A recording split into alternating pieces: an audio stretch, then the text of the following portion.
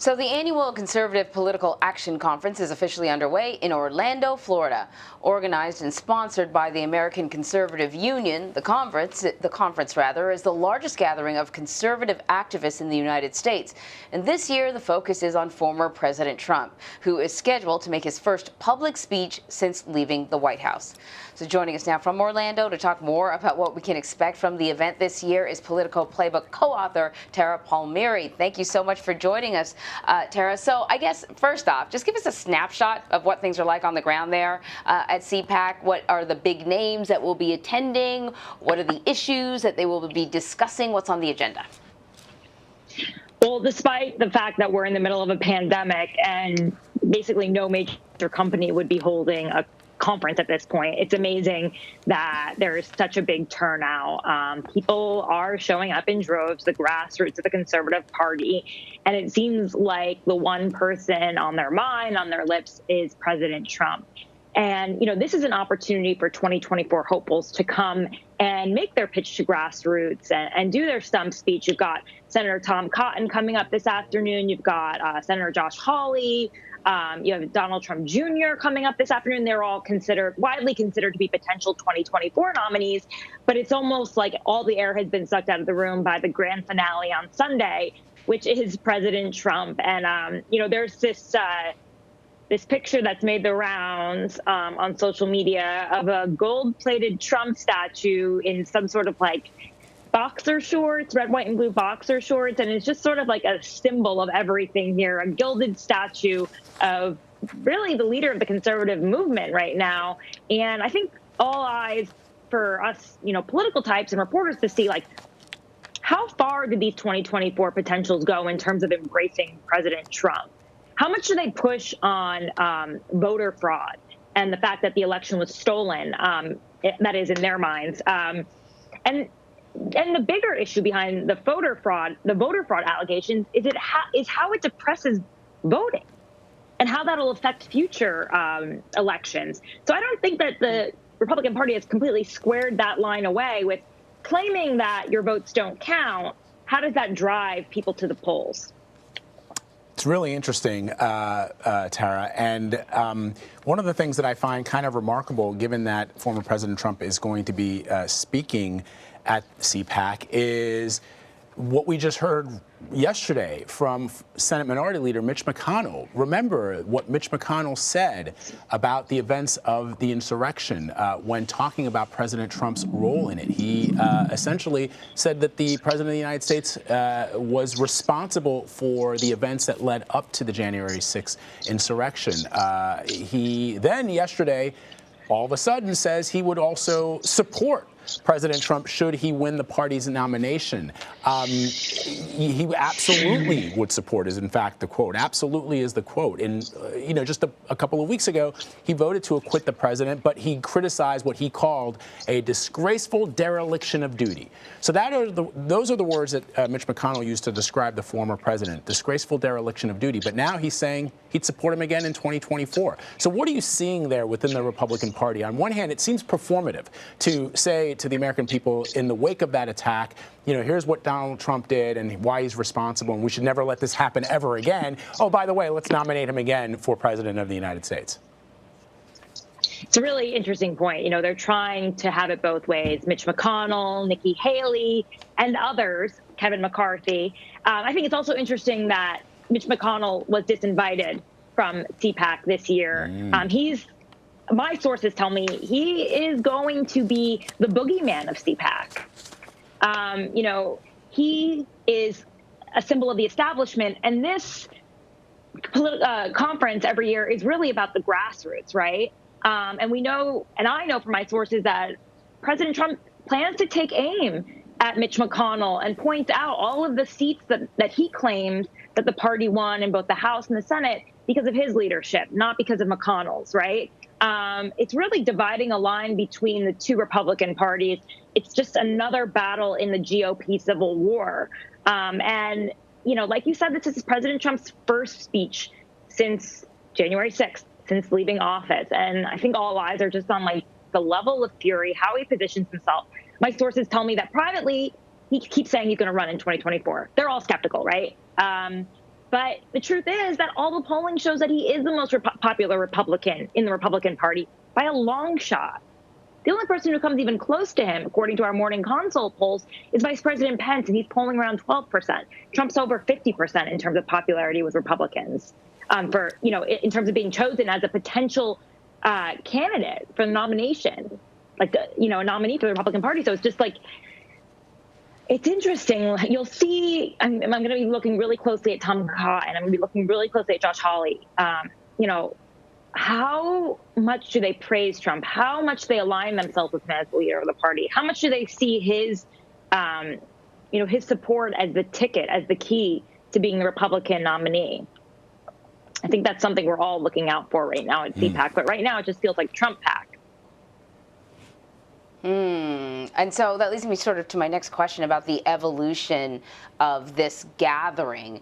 What you've noticed, there are going to be conversations about voter fraud. And I think talking about voter fraud is a way to talk about, a stolen election without saying a stolen election, right? Let's talk about voter fraud, because you can't get behind that when we know there's no widespread voter fraud.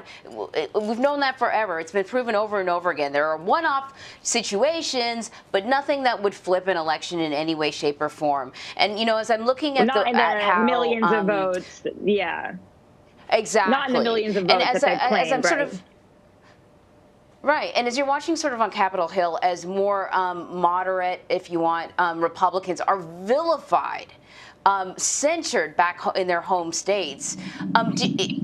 What we're seeing at CPAC, has it morphed from kind of a conversation about conservative values into kind of a focus on the most kind of extreme, ends of the spectrum when it comes to conservative thought, or beyond that, beyond conservative thought into, I don't know, conspiracy theories? So I think CPAC has always been a reflection of the party, right? The grassroots of the party. And the grassroots of the party is becoming more extreme. This is the Republican Party right now. President Trump still won 74 million votes. It's a lot of votes, more votes than any Republican in the past decade. So, what you hear at CPAC over the next few days, those ideas, those thoughts that kind of percolate in the fringes, sometimes they tend to become, the actual talking points later on, the standard bearers, the issues in the conservative party. I think, you can't ignore the grassroots. I went out to Wyoming after Liz Cheney voted, to impeach President Trump, and I really struggled to find anyone to support her. That is a Trump state. I think he got 80 points in that state in the 2020 election. And it was Trump before Cheney. Cheney represented the establishment to them, and they felt that her vote didn't reflect them. And the grassroots loves Trump. And I think that these Republicans are in a tough spot. Unless they're in very moderate suburban swing districts, they sort of feel like they have to toe the line. And, the line is Trump now. Yeah, it's very clear that that's the case. So you mentioned that the party is Trump, and he's headlining this conference. Any idea what we can expect to hear? I don't know if it's a risk, Tara, but what I think we can all surmise is if you just take a look at the letter that the statement that President Trump released after he was acquitted in his impeachment trial. He attacked Mitch McConnell, and he claimed once again that he won the election. So I suspect that what we'll hear from the former president are a list of grievances of the people that have wronged him, a lot of whining about why, Democrats and the lamestream media, attacked him relentlessly for 4 years. And again, sort of the notion that he won the election. And you'll probably hear people cheering that notion, which is absolutely false. Right. I mean, Trump is sort of like the martyr of the party, right? Like that's his position right now. He sees, Mar-a-Lago, Palm Beach, Florida as the center of his Republican Party, and he will be trying to distance himself from Washington in his speech as much as possible. That's what aides have told me. He will blast Mitch McConnell. He'll blast the establishment. He'll try to say that they're not in touch with the party. He'll try to sorry about that, I think I might have lost you, but he'll try to point out that there are a lot of seats. He'll claim that there are seats in both the Senate and the House that were won because of him, not because of Mitch McConnell. He'll try to solidify himself as the leader of the party outside of Washington and make the point that the Republican Party is the grassroots. It's not the elected officials. So, Trump is going to play the outlier card, which he used in 2016 all over again. It's hard to play that card when you're the president, right? You got to work with the Senate. You got to work with the Congress. You are in Washington, but he's not anymore. So he can sort of play it loose and go after the people that he would have had to work with.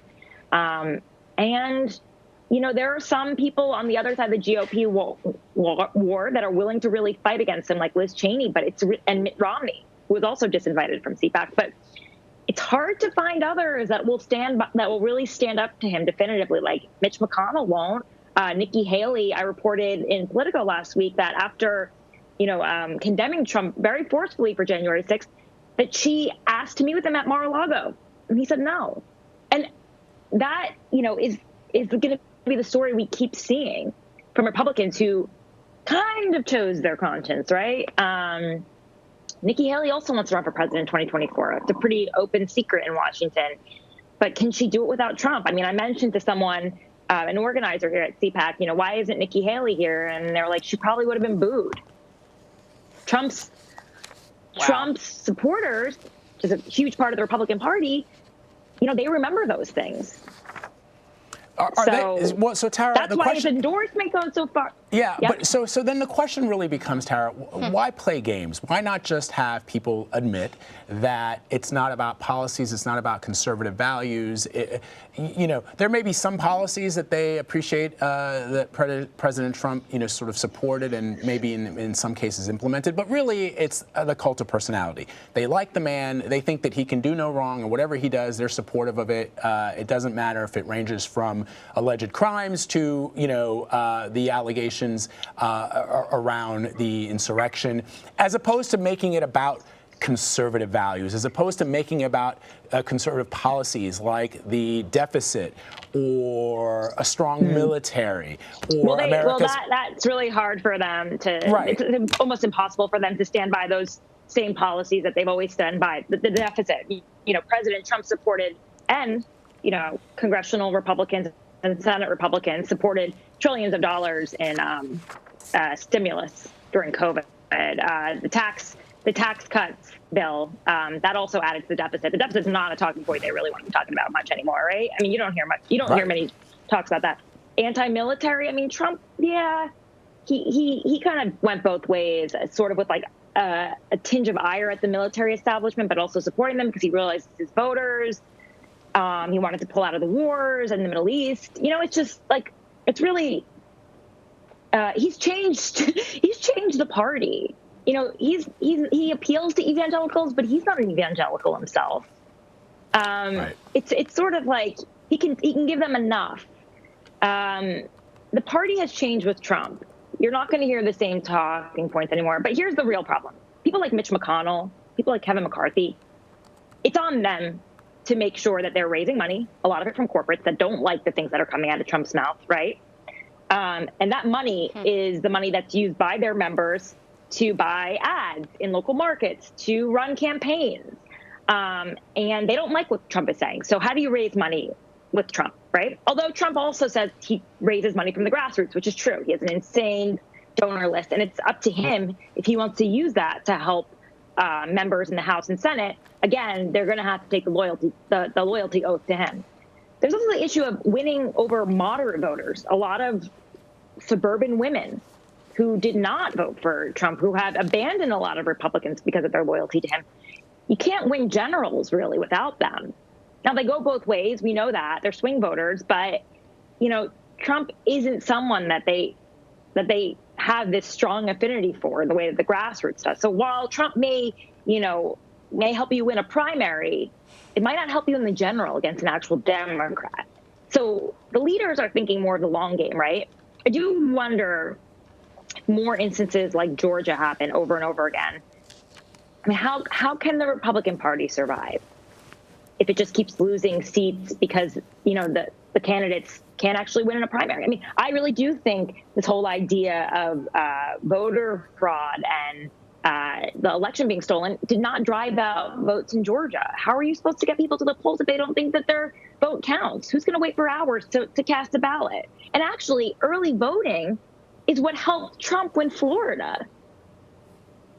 And that was one of the things that he said contributed to voter fraud.